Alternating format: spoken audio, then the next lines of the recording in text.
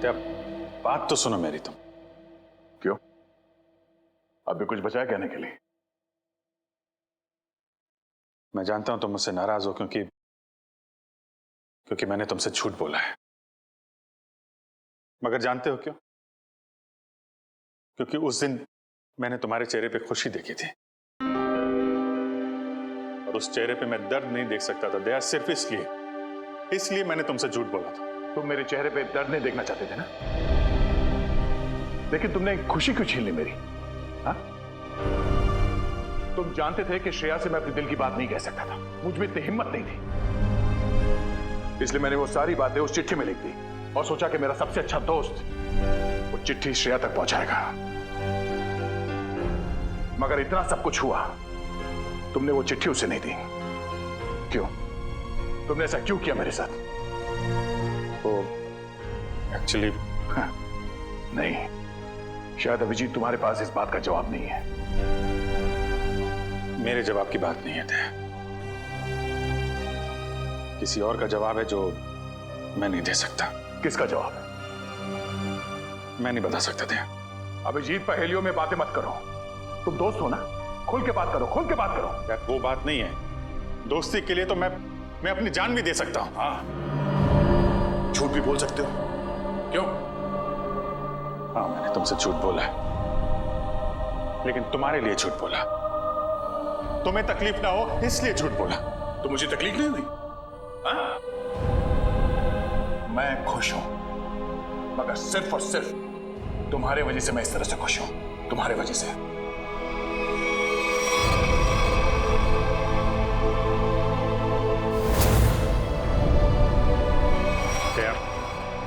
एक मिनट यार, प्लीज, ये श्रेया का गुस्सा मुझ पे मत उतारो यार।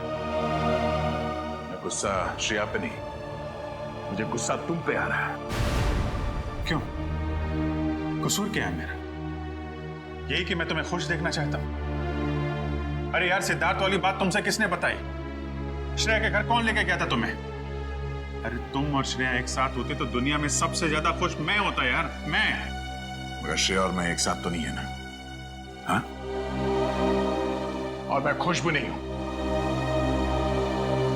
यार अब इन बातों में कुछ रखा नहीं है, भूल जाओ। ठीक है, मैं भूलने के लिए तैयार हूं, मगर मेरी दिल की तसल्ली के लिए एक बार मुझे बता दो, तुमने वो चिट्ठी श्रेया को क्यों नहीं दी? नहीं, वो उसका जवाब मैं अभी नहीं दे सकता दया यार, मुझसे मत पूछो। क्यों ना पूछो? इस एक सवाल का सीधा असर मेरी आने वाली जिंदगी भी पड़ता है और हमारी दोस्ती पे भी। मतलब अगर इस सवाल का जवाब मैंने नहीं दिया तो हमारी दोस्ती खत्म? मैंने ऐसा नहीं कहा। अरे रहने दो यार, अगर हमारी दोस्ती इतनी सस्ती है कि एक छोटे से आंधी के झोंके से उसकी नींव डगमगा जाए, तो मुझे भी ऐसी दोस्ती में कोई दिलचस्पी नहीं है।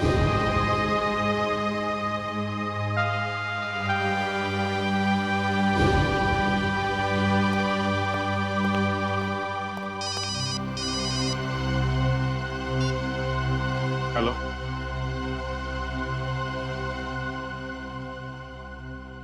जी हाँ, सीआईडी ब्यूरो। जान खतरे में? एक मिनट, कहां से बोल रहे हैं आप?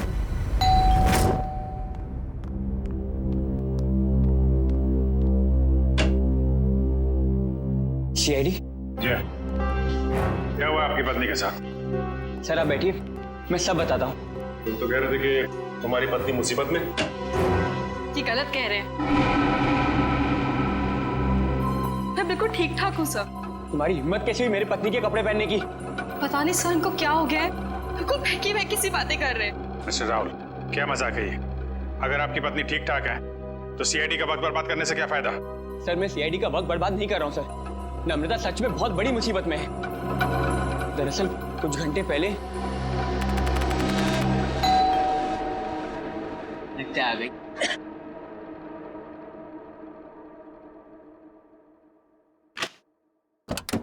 हाँ साहब, आपका नया बावर्ची साहब। अरे बॉस, लगता है आप गलत पते पे आ गए। पता भी यही है, घर भी यही है। नम्रता मैम साहब ने मुझे काम पे रखा है खाना बनाने के लिए साहब। कमाल है, नम्रता ने मुझे बताया नहीं क्यों एक नया बावर्ची रख रही है। बोलो साहब, खाने में क्या क्या बनाऊं साहब?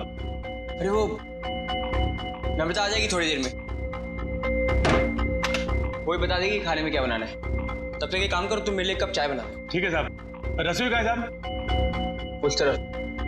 उस तरफ।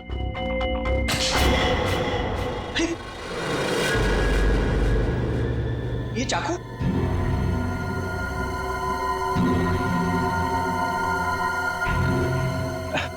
घबराइए मत साहब, इससे मैं फल काटता हूँ, भाजी काटता हूँ साहब, और मांस भी काटता हूँ साहब। ठीक ठीक, तुम जाओ चाय बना। हाँ जाता हूँ साहब, चाय बनाता हूँ साहब। कैसे आदमी को काम पे रख दिया नम्रता ने।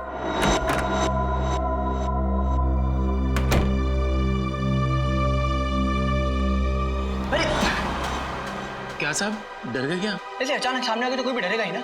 ये लो साहब आपकी कॉफी। मैंने चाय बोली थी। क्या साहब, आपने कॉफी तो मंगाया था साहब, वही लाया हूँ साहब। अरे यार मैंने चाय बोली थी। अरे कैसे बदतमीजी से बात करो तुम। अरे एक तो गलती करो, ऊपर से बदतमीजी से बात कर रहे हो मेरे साथ। कैसा आदमी रख दिया है।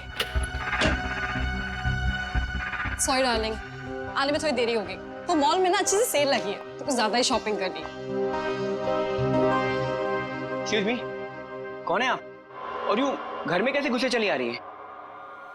अच्छा जी, मैंने कुछ ज्यादा खर्चा कर दिया, तो इसलिए तुम अपनी पत्नी से ऐसे बात करोगे? पत्नी? कौन हो तुम? और नम्रता कहाँ है? तुम्हारे सामने। अच्छा, अब समझ में आया। मेरी पत्नी ने ही कहा है ना तुम्हें मेरे साथ मजाक करने के लिए, है ना? राहुल, तुम्हें क्या हो गया? क्यों बहकी बहकी बातें कर रहे हो? बहुत हो गया ये बकवास। हाँ, कहाँ है नम्रता? मैं अभी नम्रता को फोन करता हूँ।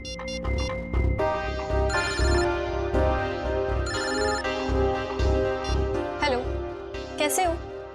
अब यकीन हो गया? बहुत हो गया ये बकवास, बहुत हो गया मजाक। कहाँ है नम्रता? बताओ मुझे, नम्रता कहाँ है? कहाँ है नम्रता? क्या किया नम्रता के साथ? राहुल, तुम ठीक तो हो? बुखार उखार तो नहीं है? छुओ मत मुझे, हाथ मत लगाना मुझे।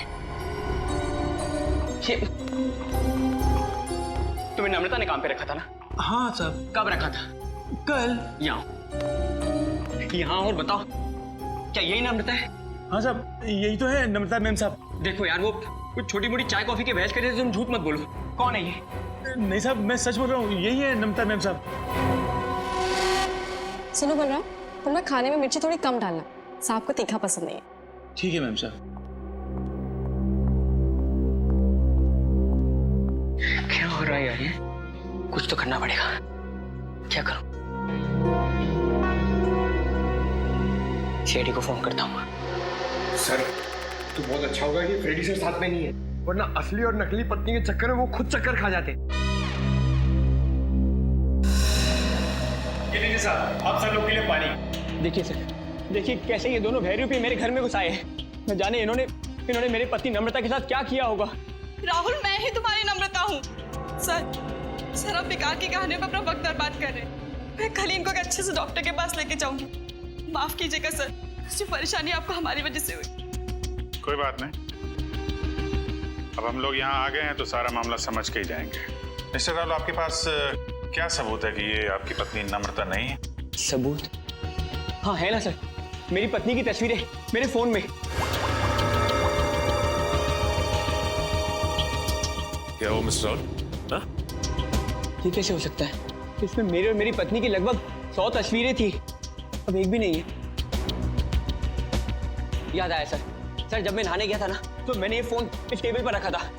जरूर इसी ने वो फोटो डिलीट किए सर इसने। मैं कह रहा हूँ। क्या बात कर रहे हैं साहब? मैं इतना महंगा फोन कभी इस्तेमाल ही नहीं किया साहब। फोटो कैसे निकालेगा साहब? सर ये झूठ बोल रहा है सर इसी ने फोटो डिलीट की है। एक मिनट, अगर मोबाइल में फोटो नहीं है तो फिर शादी की तस्वीरें तो होगी ना आपके शादी के एल्बम में? है ना सर, पूरा एल्बम है, मैं अभी लेकर आता हूँ।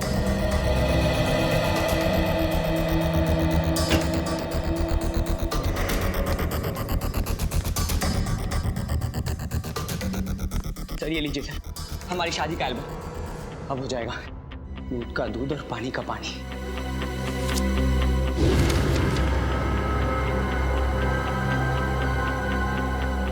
आपका कहना है कि ये आपकी बीवी नम्रता नहीं है? जी सर, ये मेरी पत्नी नहीं है। मेरे ख्याल से आप भी ये एल्बम देख लें तो अच्छा रहेगा।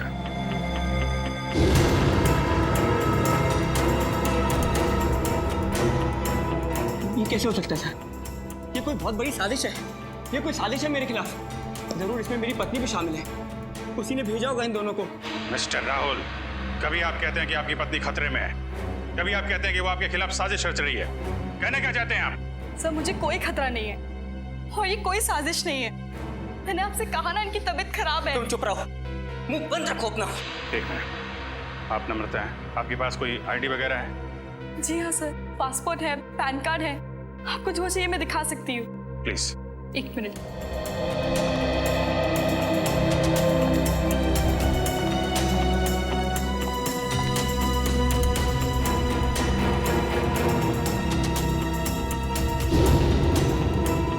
नम्रता, आईडी के हिसाब से तो यही नम्रता है। सर ये भी तो हो सकता है कि इस लड़की का नाम भी नम्रता हो और इसी बात का फायदा उठाकर ये मेरी पत्नी की जगह लेना चाहती हो। सर नाम एक हो सकता है लेकिन जन्मदिन 19 अगस्त 1986 जन्मदिन का भी एक होना ये बहुत ही बड़ा सहयोग है। क्यों राहुल? अच्छा ये बताइए कि आपकी पत्नी का जन्मदिन भी क्या इसी दिन आता है? हाँ सर, तारीख तो वही है पर ये सहयोग भी तो हो सकता है ना सर।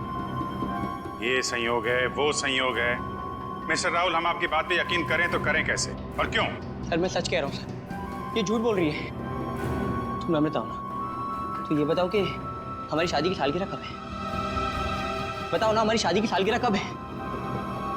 देखा सर, ये नहीं जानती है, ये झूठ बोल रही है। बताओ ना हमारी शादी की सालगिरह कब है? 14 फरवरी। सर राहुल मुझसे बहुत प्यार करते हैं। वैलेंटाइंस डे पे गोवा में हमने शादी की थी। सर ये पूरी तैयारी कर कर आई है। इसने मेरे पत्नी से ये सब पहले ही पूछ लिया होगा। कोई और सवाल पूछ के देखो। हाँ, ये बताओ कि तुमने चॉकलेट कहाँ छिपाई? चॉकलेट? ये चॉकलेट का क्या चक्कर है? सर मुझे डायबिटीज है पर फिर भी मुझे चॉकलेट खाना पसंद है। इससे नम्रता अक्सर मेरी लाई हुई चॉकलेट छिपा देती है, जो बात इसे नहीं पता। अगर तुम नम्रता हो तो बताओ कि तुमने चॉकलेट कहाँ छिपाई है? बताओ, तुमने चॉकलेट कहाँ छिपाई?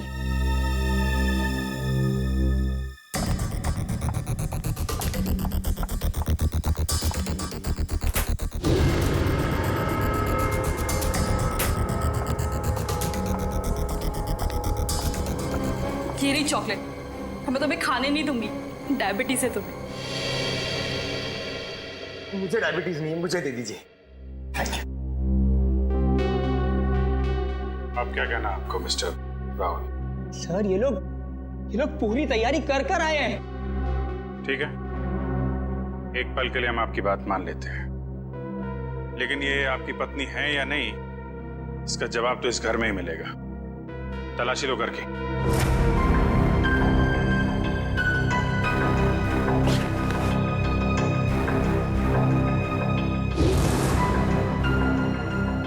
एक काम कीजिए, आप लोग अपने माता पिता को यहाँ बुलाइए, अभी पता चल जाएगा। सर मेरे माँ बाप तो दुनिया में नहीं रहे। सर मेरे भी नहीं है।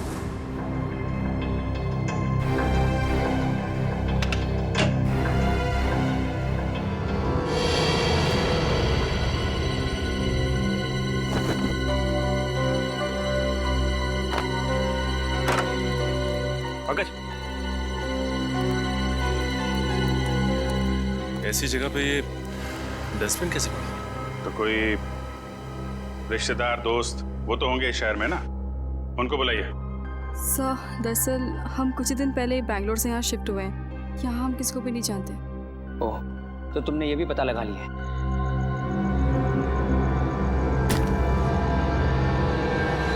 सर!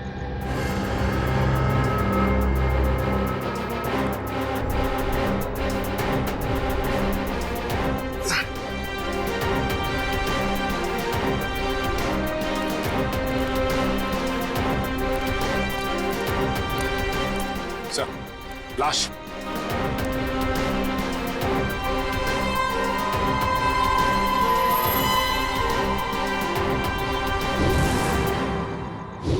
सर ये लाश मेरे घर में?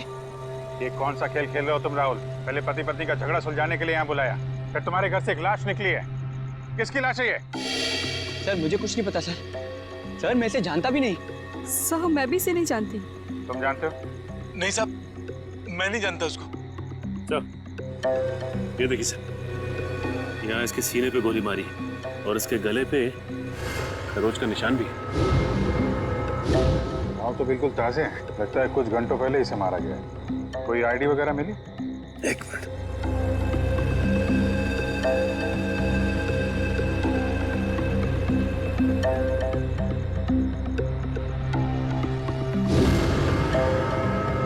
सर इसका नाम पुलकित रॉबिन है। पुलकित रॉबिन? सर मैंने इसका नाम कहीं पढ़ा है। पढ़ा है? कहाँ पढ़ा है? अरे सर ये तो एक बहुत ही मशहूर टीवी सीरियल राइटर है सर, साउथ बहू का सीरियल। मैं देखता हूँ सर। एक टीवी सीरियल राइटर की लाश मेरे घर में? पंकज मोबाइल पे देखो, इंटरनेट पे इस पुलकित रॉबिन की फोटो निकालो, देखो कहीं ये वही आदमी तो नहीं।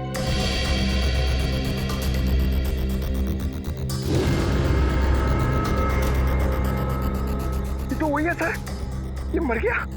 अरे वो शो का क्या होगा? मैं तो हर एपिसोड देखता था, अभी अभी एक नया अच्छा ट्रैक चालू हुआ था। सर मैं तो ये सब में फंस नहीं जाऊंगा ना सर? मिस्टर राहुल, तुम्हारे घर से एक लाश मिली है, लाश। जब तक खूनी पकड़ा नहीं जाता आप सब लोग हिरासत में रहेंगे। सचिन घर सीज कर दो और इस पुलकित रॉबिन का एड्रेस निकालो। अब राधिका समीर से कहेगी दूर हो जाओ मेरी नजरों से, मैं तुम्हारी शक्ल भी नहीं देखना चाहती। समीर राधिका की नजरों से दूर हो ना हो, लेकिन हम सीआईडी वाले आपकी नजरों से दूर नहीं होने वाले। सीआईडी? और मेरे घर में? जी वैसे आप राइटर्स लोगों का काम बहुत मुश्किल होता है ना, इतना पेचीदा ताना बाना मुनना पड़ता है, कभी कहानी का, कभी किरदारों का और कई बार खून का। दरअसल मैं समझी नहीं, आप लोग यहाँ क्यों आए हैं? दरअसल हम आपसे खून के बारे में पूछताछ करने आए, मगर अगर आप चाहें तो अगले हफ्ते देविका के साथ शो में क्या होने वाला है ये हमें बता सकती हैं, क्योंकि पुलकित जी तो रहे नहीं। क्या पुलकित सर का खून हो गया? कब और कैसे? ये तो अब आप ही बता सकती हैं। मैं? मुझे कुछ नहीं पता। इतनी भोली बनने की जरूरत नहीं है आपको, हम पुलकित के घर से आ रहे हैं। पुलकित की पत्नी ने बताया कि आप पुलकित की असिस्टेंट हैं और कल शाम वो आपसे मिलने के लिए ही घर से निकले थे, मगर वापस पहुंचे ही नहीं। ये बात सच है, मैं और पुलकित सर कॉफी शॉप में मिलने वाले थे, लेकिन वो वहाँ पहुंचे ही नहीं। कौन सी coffee shop? IG coffee shop. वही जो बैरिक्स रोड पे? हाँ जी वही। मगर पुलकित की लाश हमें मिली सृष्टि नगर में, और ये बैरिक्स रोड सृष्टि नगर से बहुत दूर है। तो इसका मतलब ये है कि तुमने पुलकित को कॉफी शॉप पर बुलाया, उसके बाद उसे बहला फुसलाकर तुम सृष्टि नगर ले गई और वहां तुमने उसका खून कर दिया। नहीं, ये बात गलत है, मैं ऐसा क्यों करूंगी? क्योंकि तुम पुलकित से जलती थी और तुम पुलकित की जगह लेना चाहती, इसलिए तुमने पुलकित का खून कर दिया। ये सब झूठ है। मैं 8 बजे से लेकर 11 बजे तक उनका इंतजार करती रही, पर वो वहां पर पहुंचे ही नहीं। मैं घर वापस आ गई क्योंकि उनका फोन भी नहीं लग रहा था। आपकी बात में कितनी सच्चाई और कितना झूठ ये बहुत जल्द पता लग जाएगा। आप हमारे साथ चलिए। मगर कहाँ? ये सब क्या है? आप लोग हमें यहाँ क्यों लाए हैं? कोई कुछ बता क्यों नहीं रहा है हमें? एक मिनट, शांत हो जाए मैडम, सब कुछ पता चल जाएगा। मैं पुलकित की पत्नी हूँ और आप मुझ पर भी शक कर रहे हैं। हम किसी पर शक नहीं कर रहे, हम अपनी ड्यूटी कर रहे। ये आप प्लीज अपना हाथ आगे बढ़ाइए, हम लोगों को आपके खून के सैंपल्स लेने हैं। खून का सैंपल? मगर क्यों?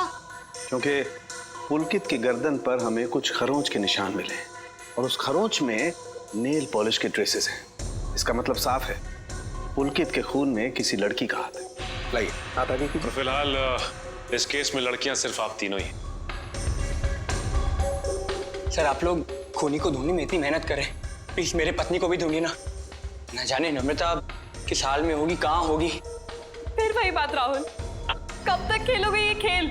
और मैं एक बार नहीं बार बार कह चुकी हूँ कि मैं ही तुम्हारी नम्रता हूँ। चुप हो जाओ तुम, कितना झूठ बोलोगी? क्या चाहिए तुम्हें? पैसे चाहिए ना? कितने पैसे चाहिए तुम्हें मेरे घर और मेरी जिंदगी से जाने के लिए? क्या? मैं और पैसे? कैसे बात कर रहे हो तुम राहुल? मिस्टर राहुल, आपके पास आपकी पत्नी का फोटो नहीं है, चेहरा तो याद है, कम से कम उनका स्केच तो बनवा सकते हैं। जी सर, जरूर। ये बाल आगे से हाँ, यहाँ से थोड़े और लंबे। सर, हमारे क्रिमिनल डेटाबेस में इस बावर्ची का कोई रिकॉर्ड नहीं है।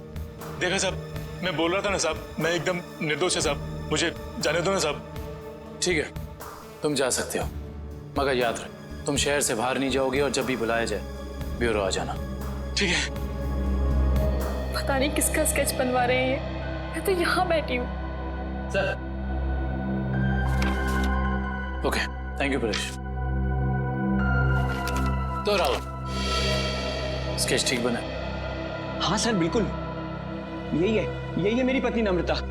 और मैं कौन हूँ? इसकी सौतन?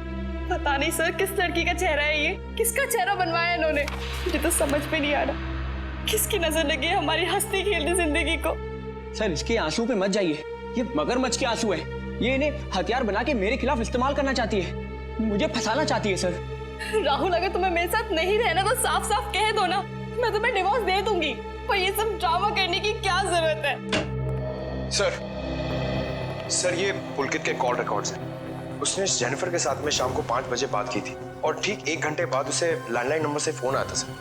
अच्छा, ये लैंडलाइन नंबर है किसका, कुछ पता किया? हाँ sir, Bhavesh imports and exports नाम है कंपनी का। क्या कहा आपने? Bhavesh imports and exports? हाँ, क्यों? आप इस कंपनी के बारे में जानती हैं? हाँ सर, मैं जानती हूँ। राहुल इसी कंपनी में तो काम करते हैं।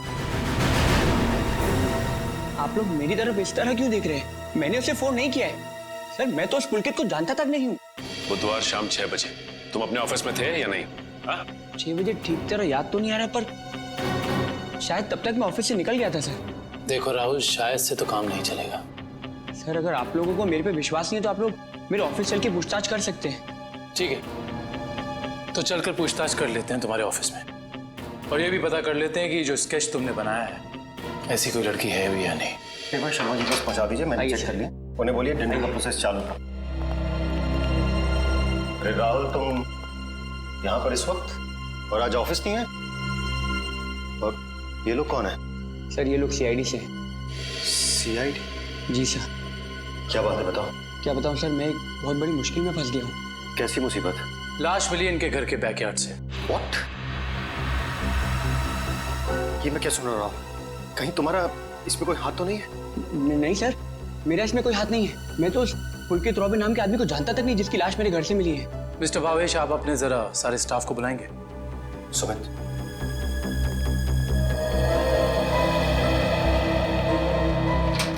सुनो, सबको बॉस अंदर बुला रहे हैं।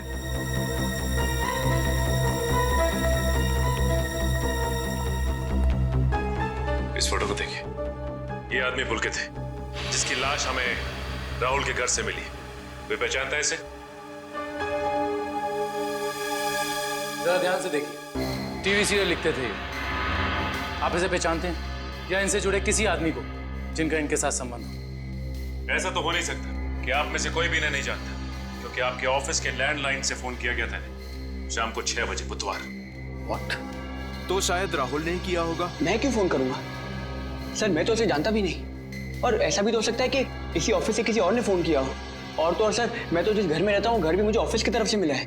Interesting, very interesting. आप में से किसी को याद है कि बुधवार को राहुल कितने बजे तक ऑफिस में था? हाँ सर, 5:30 बजे तक। 5:30 बजे, और पुलकित को फोन किया गया 6 बजे। हरीश जी, बहुत बहुत शुक्रिया हमारी दुविधा दूर करने के लिए। Thank you. हरीश, क्या तुम मेरा एक काम और करोगे? हाँ बोलो। तुम्हें याद है तुम वो इम्पोर्टेंट पेपर्स लेकर मेरे घर आए थे? हाँ याद है। तब तुम मेरे पत्नी नम्रता को मिले थे ना? हाँ राहुल, लेकिन उस बात का इस खून से क्या लेना देना है? लेना देना है, क्योंकि एक अनजान औरत मेरे घर में घुस आई है और मेरे पत्नी होने का नाटक कर रही है। क्या तुम प्लीज उसे चल के मेरे लिए पहचान सकते हो? हाँ श्योर। कहाँ है वो औरत? नीचे हमारी गाड़ी में बैठी हुई, आइए हमारे साथ। देखना सर, अब इस औरत का भांडा फूट जाएगा।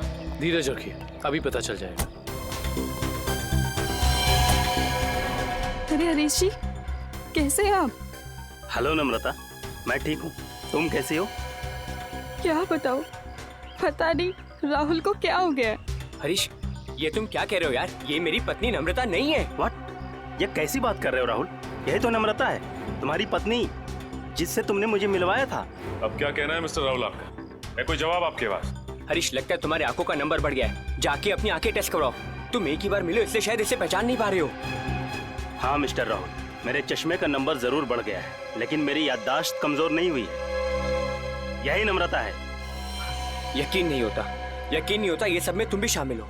सर, मैं कह रहा हूँ पुलकित के खून में ना इसी का हाथ है। अरे ये कैसी बात कर रहे हो राहुल? तुम्हारा दिमाग खराब हो गया? सर, ये झूठ बोल रहा है। मैं ठीक कह रहा हूँ सर। राहुल, ठीक और गलत का फैसला हम लोग करेंगे, आप नहीं। सर, मैं आपको कुछ बताना चाहती हूँ। सर, कुछ साल पहले राहुल को एक मानसिक बीमारी थी और शायद उन्हें वो बीमारी वापस हो गई है। क्या? इतनी बड़ी बात तुमने हमसे छुपाई क्यों?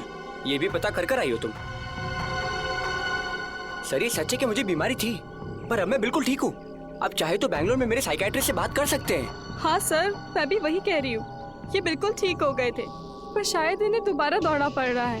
ये मुझे पहचानने से इनकार कर रहे हैं। सर, शायद इन्होंने ही पुलकित को मारा होगा।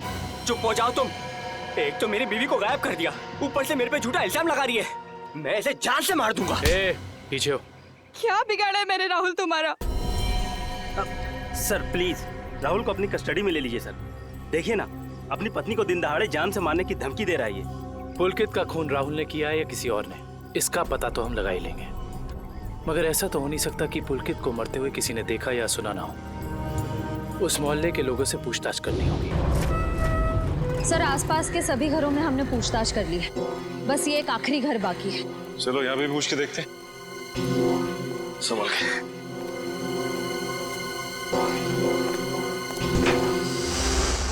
दरवाजा खुला।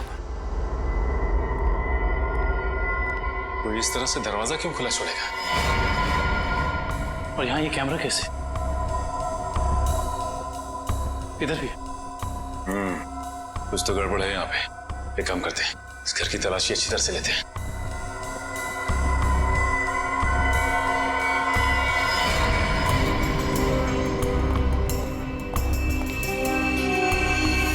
सर जल्दी आइए।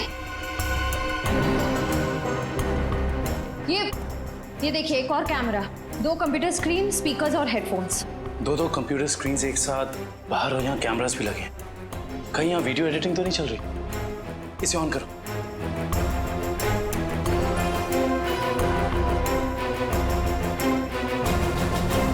हाँ साहब, आपका नया बावर्ची साहब। लगता है आप गलत पते पे आ गए। नम्रता मैम ने मुझे काम पे रखा है खाना बनाने के लिए। चाय बनाता हूँ साहब। अरे जाओ ना। अभी क्या है? सॉरी डार्लिंग, आने में देर हो गई। वो मॉल में ना सेल लगी थी, तो कुछ ज्यादा ही शॉपिंग करनी। माय गॉड, तो कैमरा लगा के राहुल के घर पे नजर रखे हुए। क्या हुआ आपकी पत्नी के साथ? सर आप बैठिए, मैं सब बताता हूँ। सिर्फ राहुल की नहीं, सीआईडी की भी। मैं तो बिल्कुल ठीक ठाक हूँ। सर, एक बात समझ में नहीं आ रही है, इतनी दूर से सीआईडी का वक्त बर्बाद करने से क्या फायदा है? मगर ये आवाज इतनी क्लियर कैसे आ रही है? मैं भी आया। सर,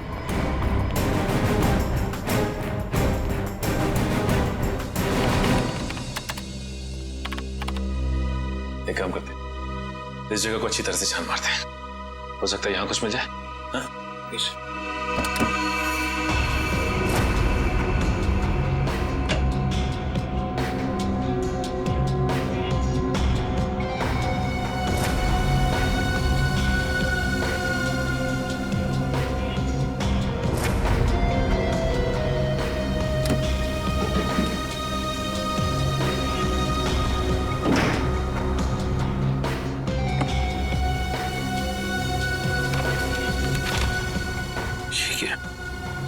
क्या हुआ सर? ये देखो, जमीन के पेपर्स। ये घर किसी गिरधारी के नाम पे है।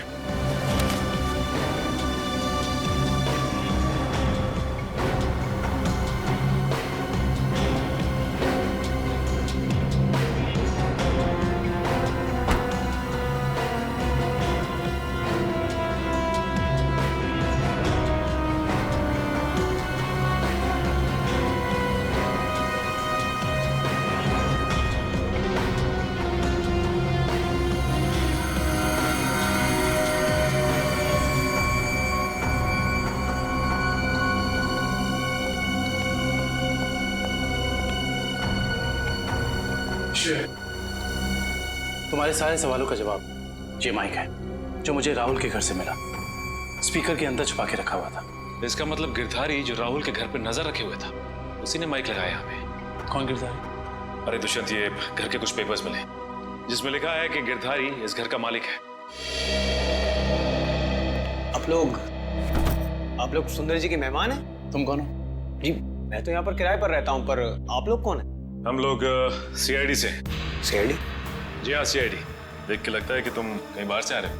यहाँ सर मैं तो अभी गोवा से आ रहा हूँ, पर आप लोग यहाँ पर सुंदर जी ने कहीं कुछ। एक मिनट, ये सुंदर कौन? सर जब मैं यहाँ से जा रहा था तो मैंने ये घर सुंदर नाम के एक अंकल को किराए पर दिया था। क्या बात, तुम खुद यहाँ पे किराए पे रहते हो और ये घर तुमने किसी को किराए पे दे दिया? सर मैंने सोचा कि गोवा जाने का खर्चा निकल आएगा सर, इसलिए। और गिरधारी जी जिनका ये घर है वो कहाँ है? सर वो तो लंदन में रहते हैं सर, साल में सिर्फ एक बार ही इंडिया आ पाते हैं। ओह, उसी का फायदा उठा रहे हो तुम? ये कंप्यूटर कैमरास तुम्हारे? नहीं सर, ये सब मेरा नहीं है सर। झूठ बोल रहे हो तुम राहुल के घर पे नजर रखे हुए थे, जासूसी कर रहे थे उस पे। जासूसी? सर मैं राहुल के ऊपर जासूसी नहीं कर रहा था सर। देखो हमने रिकॉर्डिंग देख ली है, सच सच बताओ। मैडम मैं तो कॉलेज में पढ़ता हूँ, इतनी सारी महंगी चीजें मैं कहाँ से लाऊंगा? तो फिर ये सारी की सारी चीजें किसकी है? उस आदमी की जिसे तुमने किराए पे रखा हुआ, सुंदर? सर हो सकता है सर। नंबर दो सुंदर का। सर पिछले हफ्ते गोवा में मेरा मोबाइल चोरी हो गया था तो तुम्हारे सारे नंबर्स चले गए? जी। बहुत अच्छा बहाना है। अपना मोबाइल नंबर दो, सुंदर का नंबर हम तुम्हारे मोबाइल रिकॉर्ड से निकाल लेंगे। सर सालुंके सर की डीएनए रिपोर्ट आ गई है। पुलकित के खरोचों में जो नेल पॉलिश के अंश मिले थे वो ना ही नम्रता के थे, ना ही संजना के और ना ही जेनिफर के। मतलब इस केस में कोई और औरत भी शामिल है? सर हो सकता है वो स्केच वाली औरत हो जिससे राहुल अपनी बीवी कह रहा है। हो सकता है। जब तक हमें उस औरत के बारे में कुछ पता नहीं चल जाता कुछ कह नहीं सकते। क्या हुआ, उस नेल पेंट के बारे में कुछ पता चला क्या?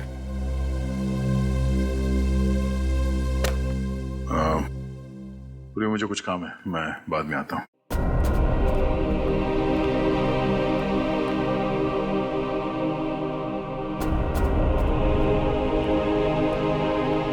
सर जतिन के फोन रिकॉर्ड्स चेक करिए। सुंदर का नंबर तो नहीं मिला, मगर किसी मनीष नाम के आदमी का नंबर मिला है। करता क्या है मनीष? सर कैमरास और रीडिंग मशीन किराए पे देता है। मनीष? इस मनीष से मिलना पड़ेगा। सर यही है वो सुंदर अंकल जिन्हें मैंने अपना घर किराए पे दिया। कौन सुंदर? मैं मनीष हूँ। गलत बात है मनीष जी, आप इतने महंगे कैमरा इक्विपमेंट्स ऐसे ही खुले घर में छोड़ा है। इन्हें तो अरेस्ट करना होगा। बिल्कुल।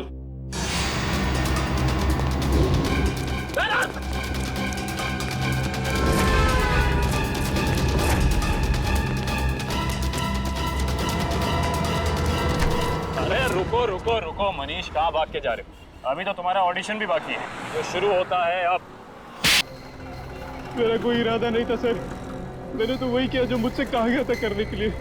जिसने मेरे दुकान से कैमरा और एडिटिंग मशीन किराए पे लिया था उसी ने मुझसे कहा था ये सब करने के लिए। जिसने तुमसे कैमरा किराए पर लिया उसी ने तुमसे घर भी किराए पर लेने को कहा? जी सर, उसी ने मुझसे कहा था कि कैमरा इस तरह से फिट करूं कि सामने वाले घर का सारा नजारा दिखना चाहिए। अब तो मिलना पड़ेगा इस इंसान से। है कौन ये जनाब? जी कहिए। जी हम लोग सीआईडी से।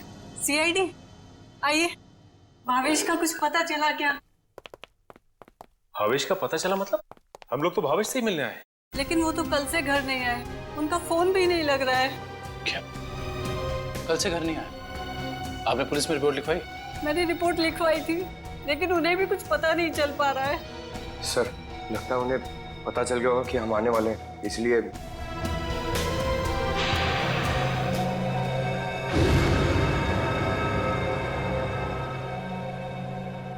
एक मिनट, क्या ये आपके पति भावेश है? जी हाँ। ये केस तो और पेचीदा बनता जा रहा है। सब मेरे पति भावेश को ढूंढ निकालिए। देखिए मैम, आप चिंता मत कीजिए, अब भावेश का नंबर दीजिए हमें। जी 197985643।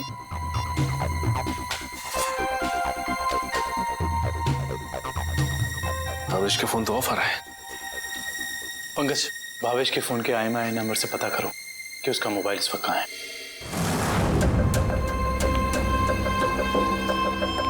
मैं आखिरी बार पूछ रही हूँ भावेश तुमसे, वो सीढ़ी तुमने कहाँ रखी है? नहीं बताऊंगा मैं मर भी जाऊँ ना तो तुम्हें भी साथ लेकर डूबूंगा, समझ गई तुम? मैं डूबू या ना डूबू, पर तुमने अपनी जिंदगी जी ली है।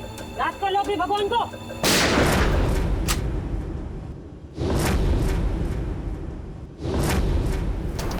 बस मुन्नी दुरेली, बहुत मचा रही आतंक। कानून को काफी वक्त से तुम्हारी तलाश थी, मगर हमें नहीं पता था कि हम इस केस के जरिए तुम तक भी पहुंच जाएंगे। खुश तो ऐसे हो रहे हो जैसे तुमने मुन्नी को जेल में डाल दिया है।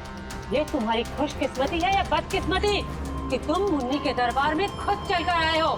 देख क्या रहे हो? ढूंढ दो इनको।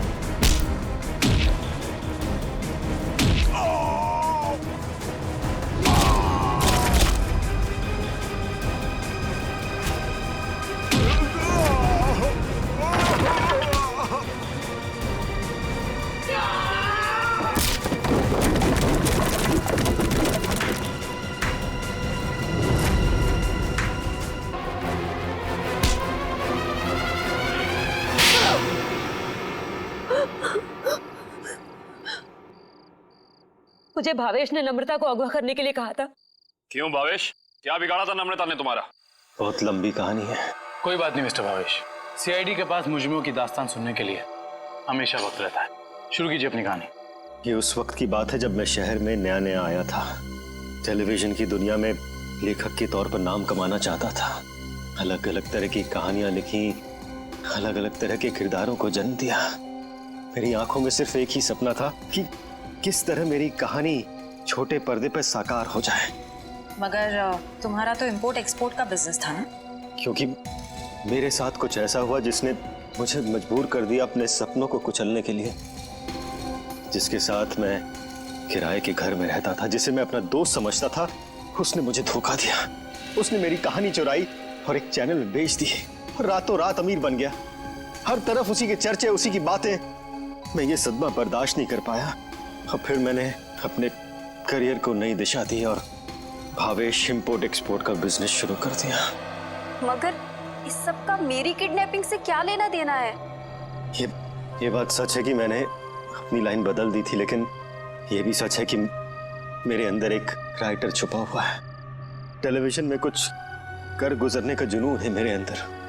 मैंने वापस कलम उठाए और एक अनोखे रियलिटी शो का कॉन्सेप्ट लिख डाला, जिसमें पति पत्नी में से किसी एक की जगह एक अजनबी अगर उनके घर आ जाए तो फिर उस पार्टनर की क्या प्रतिक्रिया होगी।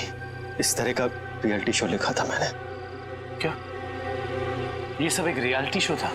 चैनल को मेरा कॉन्सेप्ट बहुत अच्छा लगा, लेकिन वो ये जानना चाहते थे कि इसे पर्दे पे कैसे उतारा जाए।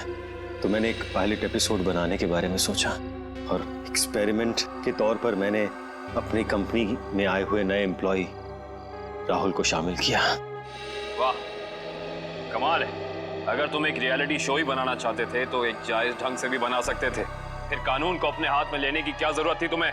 मैंने कोशिश तो की थी जायज तरीके से करने की, लेकिन किसी ने मेरी मदद नहीं की। तो मैंने सोचा कि क्यों ना कुछ दिनों के लिए नम्रता को अगवा कर लिया जाए और फिर मैं अपने 2 कलाकारों बावर्ची और नकली नम्रता को उसके घर भेज दूंगा और काम होने के बाद असली अमृता को फिर उसके घर भेज देता। और इसमें वो टीवी राइटर पुलकित रॉबिन, वो कहां से आ गया? पुलकित रॉबिन ही वो शख्स है जिसने मेरे आइडियाज, मेरी कहानी चुराई और मशहूर हो गया। उसे पता चल गया था कि मैं चैनल में कुछ बड़ा रियलिटी शो का आइडिया लेकर जाने वाला हूं। बस उसी की जासूसी करने के लिए यहाँ पर आया हूँ। आज तो पता लगाना ही पड़ेगा तो भावेश कौन सा बड़ा कंसेप्ट चैनल वाले को बेचने वाला है।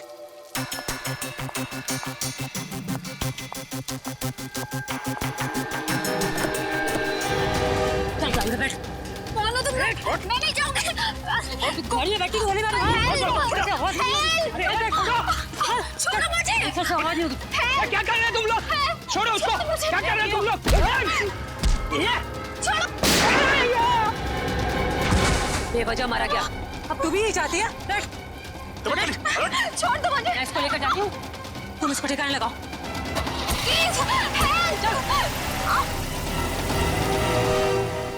घर पहुंचकर जब मैं मेरे लगे हुए कैमरा की फुटेज देख रहा था, तब मैंने देखा कि इस मुन्नी ने पुलकित का खून कर दिया है और मेरे बने बनाए प्लान को चौपट कर दिया। मैं उसे मारना नहीं चाहती थी, वो खुद बीच में आ गया था। और जब आप लोग मेरे ऑफिस आए तब आप लोगों को देखते ही मैं समझ गया कि अब सीआईडी से बचना नामुमकिन है। मैं बहुत घबरा गया था और उसी घबराहट में मैं यहाँ मुन्नी से मिलने आ गया। मुन्नी, तुमने मुझे फंसा दिया। पता है सीआईडी मेरे ऑफिस तक चली आई।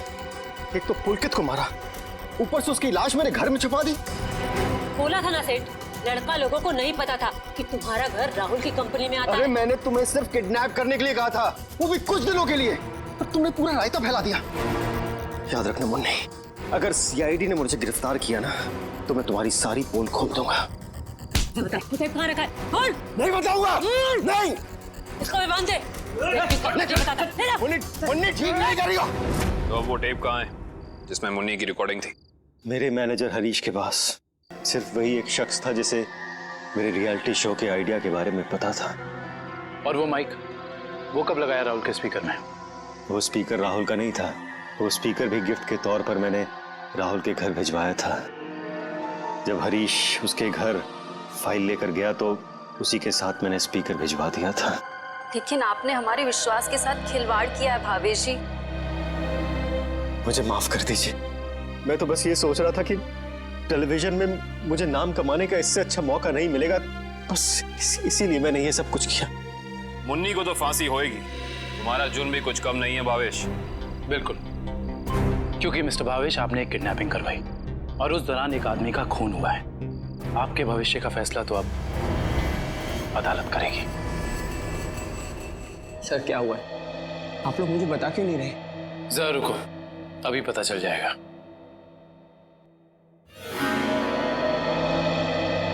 राहुल। राहुल। नम्रता, तुम ठीक तो हो? तुम ठीक हो ना? हाँ, मैं ठीक हूँ। थैंक गॉड तुम आ गई। थैंक गॉड तुम वापस आ गई। मुझे तो लगा था मैंने तुम्हें हमेशा हमेशा के लिए खो दिया है। हाँ, मुझे भी ऐसे ही लगा था। मुझे तो उम्मीद भी नहीं थी कि मैं कभी तुम्हारे पास जिंदा लौट कर भी आऊंगी। वो तो अच्छा हुआ कि सही वक्त पर सीआईडी वाले आ गए, जिन्होंने हमें फिर से मिला दिया। तुम दोनों मुझे माफ कर देना। मुझे नहीं पता था कि मेरी एक्टिंग चीजों को इतनी गलत दिशा में ले जाएगी। एक्टिंग? मैडम, माना कि भावेश जी ने आपको वहाँ एक एक्टिंग असाइनमेंट के लिए भेजा था, मगर लाश देखने के बाद और सीआईडी की कस्टडी में होने के बावजूद आपने हमें सच क्यों नहीं बताया? क्योंकि सर उन्होंने मुझसे कहा था कि कितनी भी टेढ़ी स्थिति क्यों ना आ जाए, मैं अपना काम करना ना छोड़ूं, एक्टिंग ना छोड़ूं। इसलिए मुझे लगा कि वो नाश भी लगती है और सीआईडी भी सब बस रियलिटी शो का हिस्सा है। वाह, और आप अपनी एक्टिंग के चौके छक्के की बारिश करते रही। मुझे माफ कर दीजिएगा सर, और आपको तो पता है ना कि एक नए एक्टर के लिए टीवी और फिल्मों की दुनिया में पाँव जमाना कितना मुश्किल है। इसलिए मैं कोई गलती करना नहीं चाहती थी, इसलिए मैं एक्टिंग करती रही। अब आप लोग मुझे जो सजा देना चाहें मुझे मंजूर है। सर रहने दीजिए ना सर, अब मुझे मेरी नम्रता मिल गई और आप लोगों ने भी असली मुजरिम को पकड़ लिया है। गलती तो उन्होंने की है तो इन्हें सजा भी मिलेगी, लेकिन इन्हें क्या सजा मिलेगी ये अदालत तय करेगी। फिलहाल आप दोनों जा सकते हैं। Thank you sir, thank you so much.